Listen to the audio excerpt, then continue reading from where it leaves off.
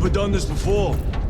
You mean drop through an active combat zone, dodging flak, enemy ships and burning wreckage on the way down? Exactly. No, this will be a first. The Codex Astartes does not support this action. All around me are familiar faces. But I am looking forward to it.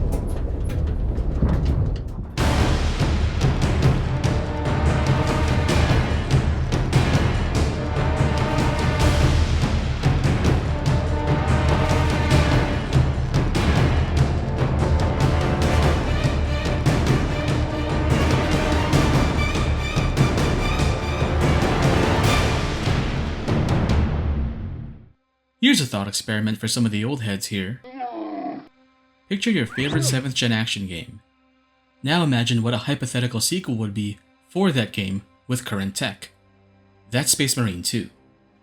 Just to get this out of the way, my familiarity with 40K only goes so far as playing through the first Space Marine and seeing Let's Plays of Dawn of War. I got a bunch of 40K books on my shelf that I haven't cracked open yet. I'm as casual as you can get with the setting. And despite that, I felt so at home with Space Marine 2.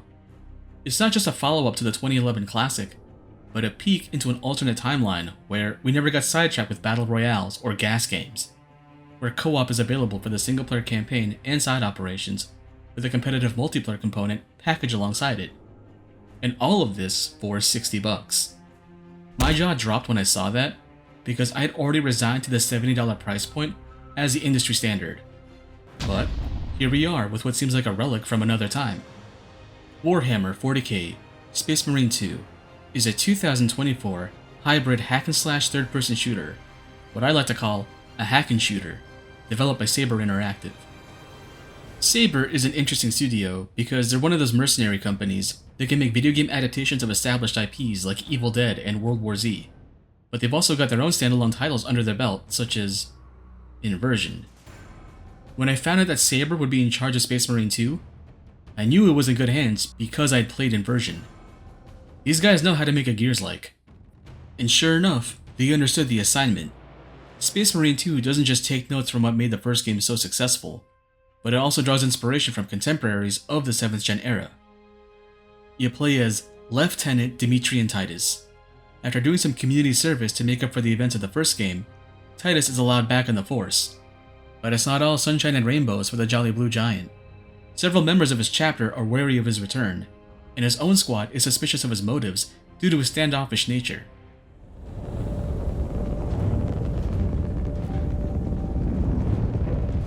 Sir, you served in the Death Watch. Yes. That must have been a great honor.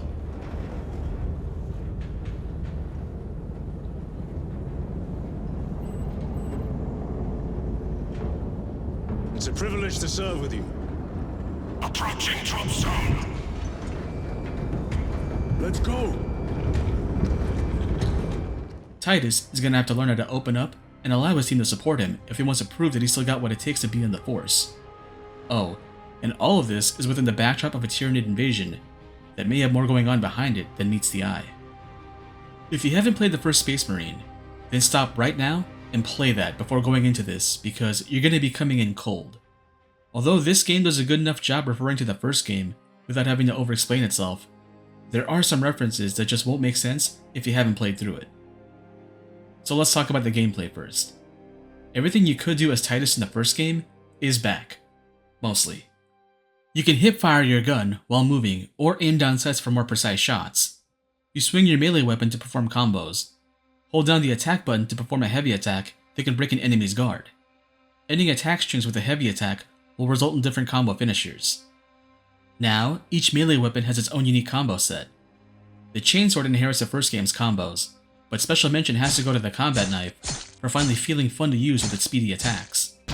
The power sword is a nice new addition because you can switch modes if you prefer either speed or power, but muscle memory tripped me up as switching modes requires holding down the attack button, which is usually a shoulder bash attack for other weapons. The power axe is missing, and I wonder if it'll come back later down the line as DLC. Dodging now has two stages. Press dodge once to dash in any direction, and press dodge again to roll like in Space Marine 1. I'm being told that this kind of dodge comes from the Dad of War games, I haven't played them yet. I just see clips of the games on Twitter from people hungry for engagement. You can also parry attacks now. If you parry an attack, you can swat down basic enemies. If an enemy flashes blue, you can parry the attack to gain some armor back. Red attacks are unblockable and need to be dodged. If you proc a perfect dodge or a perfect parry, you can follow it up with a gun combo. Think of doing a repost after a parry in a Souls game. Double tapping trash mobs will refill one stock of your armor. On stronger enemies, it softens them up for more damage until they start flashing red to indicate that you can execute them. Unlike the first game, executions no longer refill your health. Instead, they refill your armor stocks, and the difficulty level changes how many stocks you carry as well as how many refill per execution. When you take damage, your health temporarily flashes the damage lost in white on the meter. You have a brief period to attack and recover that health back. Simply put, it's a Bloodborne's rally system. To fully restore your health, you need to either use medkits or activate Combat Fury when your Fury meter is full. Unlike the first game, you can only carry 2 guns instead of 4, and although Space Marine 2 has more guns than Space Marine 1, I wouldn't say it has more variety. Instead, it has more variants for certain types of bolters. There are also different grenade types this time around. Not much to say about them, they all go boom, but in different ways. Heavy weapons count as a 3rd slot, but you can't reload their ammo, and your dodge is limited to the roll. Think of them as temporary power-ups that let you trade your evasion for more DACA.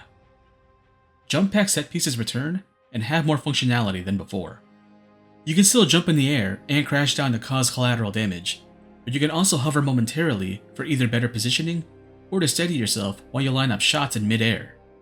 And just like the first game, you can do a stronger version of the dash while on foot by tapping the jump button. The downside to using the jump pack is that the jump button replaces the fury button, so you can't go into combat fury during these set pieces. I assume this is meant to teach us how multiplayer classes work. Take too much damage and you'll go down. You need to either wait for one of your squad mates to come and revive you, or use a revive kit if you found any in the current mission. Go down 3 times and you'll reset to the last checkpoint. For the most part, the combat is great, but I do have some hangups. When you start a new game, you can choose from 4 difficulty levels. Veteran is a designation for hard mode, and labeled as the intended experience. I somewhat agree with this. On normal, you can sleepwalk through most encounters while hip deep in enemy mobs. Veteran will make you use your med and revive kits, and you'll shoot every exploding barrel that you find to maximize your killing potential. But where Veteran falls apart for me is during boss fights.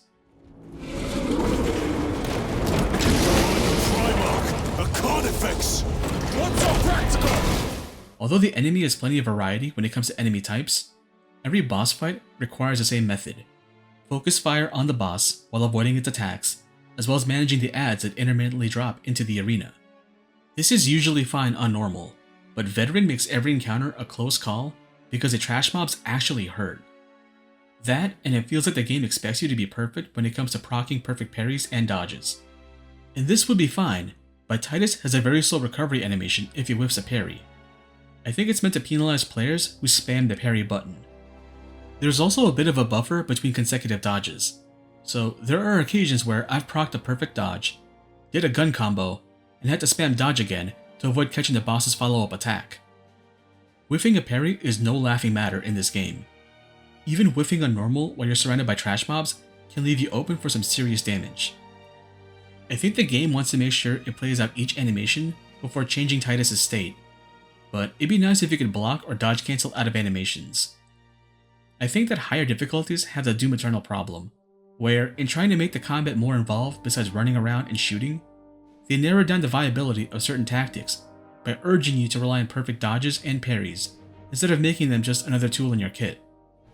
A major quality of life improvement in Space Marine 2 is that you no longer take damage when an execution animation plays out, but you can still eat hits if Titus is doing any other animation, including when you do gun combos. I'll give you command of a small team to hit the staging tanks. 3 men, that's all I can spare. Brief them immediately. Yes, Captain.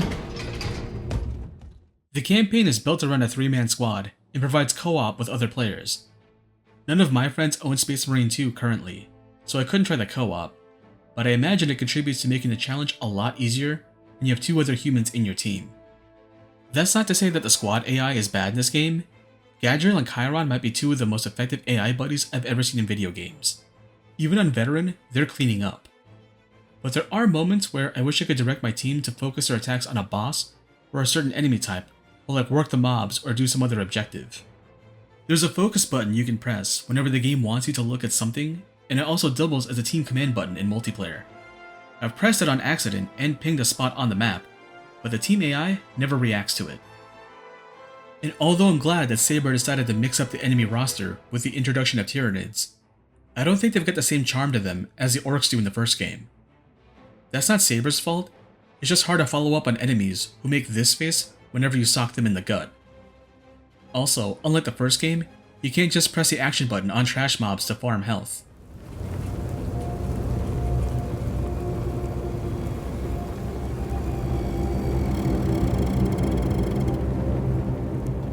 Chaos.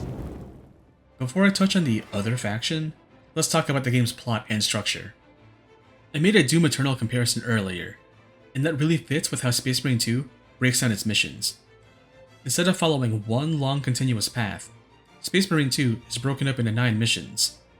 Typically, you start each mission on the Ultramarine warship that serves as your home base and hub. Your captain tells you what your current situation is and what the objectives are for the upcoming mission. Then you get to the hangar and swap out your equipment at the armory before heading off.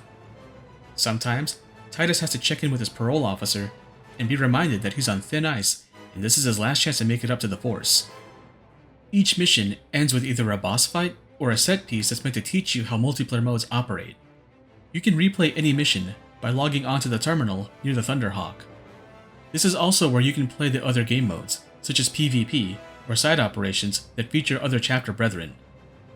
What I like about Space Marine 2's campaign is that Saber knows why people love the first game, and instead of nakedly pandering to that nostalgia, they dole it out in small doses here and there, to make sure the member berries have the most impact, but don't outstay their welcome. Brace for evasive maneuvers. Pilot, report! Starboard engine is dead, Sergeant. We are losing altitude. Get the ship to safety. We'll find another way down. Aye, Captain. Thunderhawk Lance of Jove returning to launch bay. Lance of Jove, report. Minor damage. Tech team is inbound. Case in point, there are a handful of jump pack set pieces spread throughout the campaign, but before you can even think of strapping a rocket onto your back, the game teases you with their inclusion. Inceptor armor with jump packs. It has been some time since I brought death from above. The day is not yet done, brother. Hell, look at the clip I used for this video's intro again. The Codex Astartes does not support this action. But I am looking forward to it. Gadriel is written to remind players of Leandros, but the last part at the end is enough to show how his character stands out. No spoilers, but I love the new dynamic Titus has with the squad. In Space Marine 1, he's the middle ground between Leandros' naivete and Sidonis' jadedness.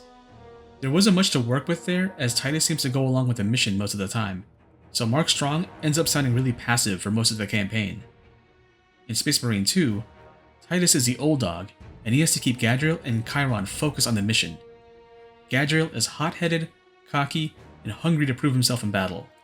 I fought beside Elian for 2 decades. He could not have been defeated by Hormigons. There are creatures more deadly than Hormigons down there. You should not have let our squad be divided. He is gone, Sergeant. Duty is all. I do not forget my brothers so quickly. Chiron is much more easygoing. Most of the time.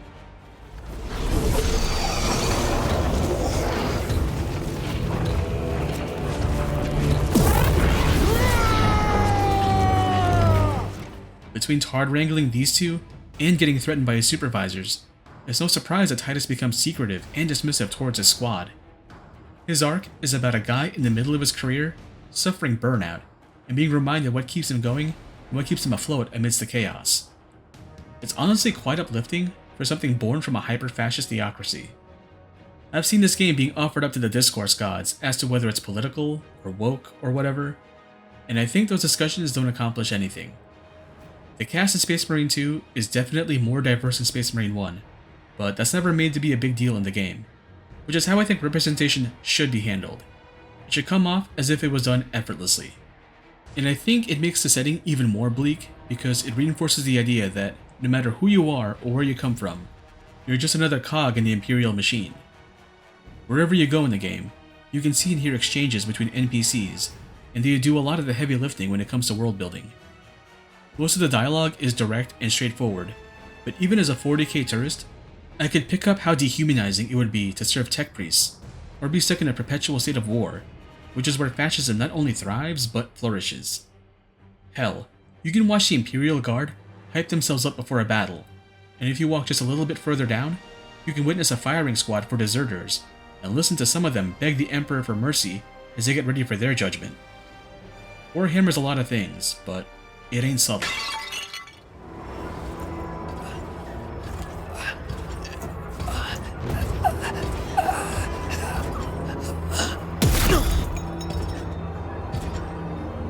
Okay, so about the other faction, big surprise, but it's Chaos again. I had my reservations when the reveal dropped because I remembered how fun they were in the first game, but they're actually good this time around. It's a different chapter this time, and their tall helmets make them easy to spot in the thick of a fight, but I think their shade of blue armor is too similar to the Ultras, and I'd have preferred if they were more red to contrast better. The other issue I have with the enemies in Space Marine 2 is that, and this might be due to the fact that the source material is a strategy game, the Tyranids and Chaos Marines have way too many similar enemy types. It's easier for me if I classify them like the Covenant in Halo. Both sides have grunts that either swarm you with melee attacks, or range types that pick you off from a distance. These are usually led by a stronger elite type. What makes the Tyranids unique is that, due to their nature as a hive mind, killing an elite unit kills any nearby grunts due to the break in their neural network.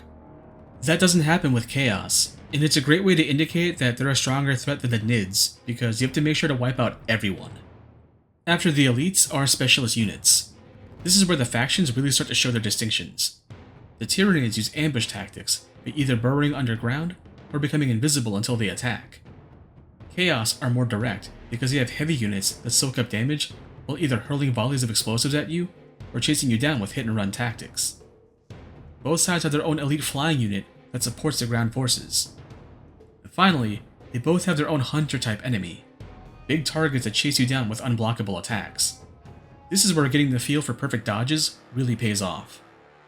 I said before that the Tyranids can't hold a candle to the Orcs when it comes to charm factor, so instead, they lean on paying homage to the movies that inspired their concept. I ordered to hold fire. Coming out of the goddamn wall! Look! What happened? Power's down. Must be the reset. Listen, they're in the walls. Ready your bolters.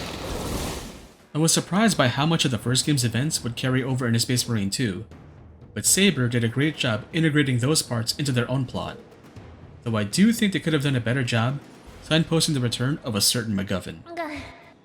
Besides the gameplay and the plot, what really took my breath away as I played Space Marine 2 were all the little details Saber added to make the game more than what I could have expected for a sequel. Let's start with the skyboxes. Because the first Space Marine took place entirely on the planet Graia, the skybox remained consistently drab and brown. There were some vistas that stand out because you could see an artillery cannon in the distance and feel the shockwave of the blast moments later, but you mostly saw a cloudy, red sky. Space Marine 2 spans 3 planets, and every skybox is a showcase for another battle playing out in the distance. Now usually, if you play a game and see a character animating in the distance, you can tell the game is playing the animation at a lower frame rate than if you were up close to the character, resulting in a choppy look. That's not the case with Space Marine 2. I don't know how they did it, but I think Saber pre-renders the animations for skybox objects, and then loads them in whenever you start a mission. Because there are so many things moving and flying around in the skybox, and they're doing it at a consistent frame rate. No choppiness whatsoever. Sometimes I just stand in place and move the camera around to watch the skybox animations play out like a screensaver on my computer. The other impressive thing is that most objects on the map have physics and will move around if you push against them. You'll find barricades that the guard used to defend against the Tyranids, and you can just run around and push these metal plates, sandbags, and heavy bolters along the ground without any resistance. I'm constantly running through these benches and tombstones and statues just to see if I can break them, If I tried this in Space Marine 1, I would just stop dead in my tracks. These little details really sell you on the idea that you're playing a brick or ceramite shithouse. The other cool thing about these objects is that Saber uses them to tell a story about each room you encounter. Maybe you'll find a place full of dead Xenos and guardsmen, with a revive kit just out of a dead soldier's reach. I mentioned before that NPCs will have conversations you can listen to for world building. There are several instances where meeting with guardsmen will result in them kneeling out of respect for your presence. This only happened a couple of times in the first game. You can tell Saber put a lot of time into research for the game, and not just when it comes to the 40K setting, but in the 7th gen-ness of the moment-to-moment stuff. All the animations that play out when you interact with a console, or move a barrier to progress. Filling in the dead air during cargo elevator rides with dialogue between your teammates. I have had more pleasant conversations with orcs. Blocking out levels so that activating the controls in a room always frame the object that's going to react when you switch on those controls. Hell, the game even has its own little homage to Gears of War and the Krill set piece. Lights still on? Uh-oh. Just playing with you. This area gave me a flashback because I thought I was done with him, but I had to face the rat tornadoes again. So that's what I love about Space Marine 2. Do I have any critiques? Yeah, as always, a few. Like I said before, I think that combat, especially in higher difficulties, makes dodge and parry counters too essential to your viability. The rally system for your health could be better if the lost health stayed a bit longer on the meter. I actually miss how executions used to recover health because it meant you didn't have to scrounge for medkits like you do in this game. Whiffing a parry can be devastating, as it can throw off your timing for every subsequent enemy attack, thereby losing even more health. Each faction can inflict their own status effect with range attacks, which is fine, but I think that meter fills up way too easily for either effect. I've had instances where a zoanthropes hit me with a laser off screen and instantly inflicted me with a toxin effect, and I didn't even hear the attack before it hit me. Titus might have iframes during executions, but he can still take damage while doing other animations, like interacting with objectives or performing gun combos. My graphics card is way under spec for this game, and that's not necessarily a bad thing because the game is really well optimized to run on different presets, and this is definitely cope, but the lower preset sometimes makes the game resemble Space Marine 1, and that really adds to the nostalgia factor. But there are a few in-game cutscenes that tend to stall even when I run on low settings. Despite all that, I still think that Space Marine 2 is a fantastic game. If you loved the first Space Marine and always wanted more, here it is. I think what I like the most about this game is how dynamic the environments are. Every time you drop by the hangar, you'll see a new event play out. When one of your fellow Marines goes out in a mission, you can see his brothers hold a vigil for him in his room. And unlike the first game, you really feel like you're part of something bigger than yourself when you see the rest of the chapter get involved. Play Space Marine 2. And play Space Marine 1 again even if you've already played it. As nice as this game looks, there's nothing quite like taking an Orc Boy and American History X again for some health.